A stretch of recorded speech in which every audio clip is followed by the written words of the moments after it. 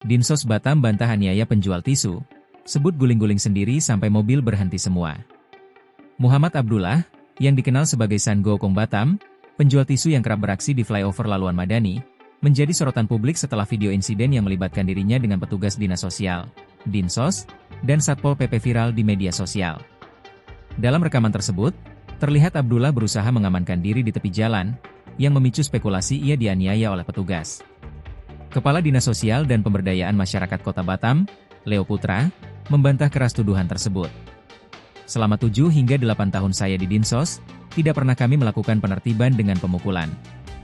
Itu tidak ada dalam prosedur kami, tidak ada kekerasan, pakai pukul, tidak ada dalam kamus kami, tidak akan ada, tegas Leo, Kamis, 27 Maret 2025, sore. Leo menjelaskan Abdullah telah berulang kali diingatkan untuk tidak berjualan di jalan, namun tetap bersikeras. Insiden ini terjadi saat petugas Dinsos Batam melakukan patroli menggunakan 1 unit ambulans dan 1 kendaraan operasional.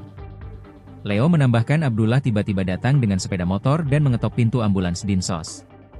Ia menegaskan, tidak ada petugas yang terpancing oleh provokasi tersebut. Lebih lanjut, Leo menyatakan, Abdullah melakukan aksi dramatis dengan menggulingkan diri di jalan hingga menyebabkan kemacetan. Leo juga mempertanyakan identitas asli Abdullah yang disebutnya memiliki beberapa nama berbeda di berbagai tempat.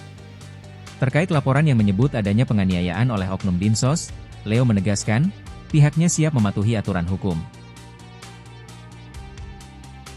Download Tribun X sekarang, menghadirkan lokal menjadi Indonesia.